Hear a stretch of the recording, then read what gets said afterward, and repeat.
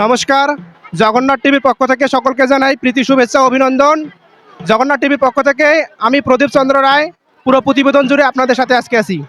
আমি এখন অবস্থান করতেছি বাঘাচড়া তিন মাথার মোড় শ্মশানকালী মাতা ও শিব মন্দির প্রাঙ্গণে। এটি পার্বতীপুর থানাধীন দিনাজপুর জেলায় অবস্থিত। প্রতি বছর ফাল্গুন মাসে মহাশিবরাত্রি ব্রত উপলক্ষে এখানে পূজা এবং মেলার আয়োজন করা হয়ে থাকে। প্রথম, দ্বিতীয়, তৃতীয় বছরে গণ্ডি পেরিয়ে আমাদের এই বছরের অনুষ্ঠানমালা চতুর্থ পর্ব। মহাশিবরাত্রি ব্রত উপলক্ষে আজকে এখানে বিভিন্ন আনুষ্ঠানিকতা চলমান আছে।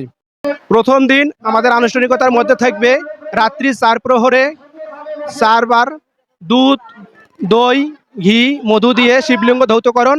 রাত্রি 12টার পর মায়ের পূজা অর্চনা, পূজা শেষে বলিদান এবং সকালবেলা ভক্তবৃন্দর মাঝে মহাপ্রসাদ বিতরণ।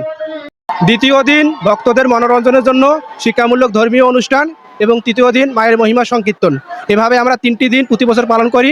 পরিশেষে মায়ের কাছে প্রার্থনা করি সম্প্রীতির বন্ধন বজায় রেখে প্রতি বছর যেন আমরা মহা ধুমধামে মায়ের এই পূজা করতে পারি। শুধু ভক্তমণ্ডলী, আপনারা আজকে যে স্থানটিতে দুটি শ্রীমন্দির এবং আলোকসজ্জায় সজ্জিত দেখতে পাচ্ছেন, আজ থেকে 4 বছর আগে স্থানটি এমন ছিল না। এটা ছিল একটা শ্মশানপুরী। চলাফেরার পথে রক্তক্ষয়ী দুর্ঘটনা এবং অনাকাঙ্ক্ষিত ঘটনা লেগেই থাকতো। 2022 সালে 16 জানুয়ারি উক্ত স্থানটিতে 10ম শ্রেণী পড়ুয়া ছাত্র শ্রাবণ কুমারের মর্মান্তিক দুর্ঘটনায় প্রাণ গেলে এলাকাবাসী আতঙ্কিত হয়ে পড়েন। কোনো এক ভক্ত স্বপ্নের মাধ্যমে জানতে পায় 3 মাথার মোড়ে শ্মশানকালী মাতার আবির্ভাব হয়েছে। তৎগতিতে এলাকাবাসী দফায় দফায় মিটিং করে বাঁশ টিন দিয়ে ঘর তুলে শিবকালী মূর্তি স্থাপন করে পূজা অর্চনা করেন। প্রথম পূজাটি ছিল 2022 সালে 2 মাস মহাশিবরাত্রি ব্রত উপলক্ষে।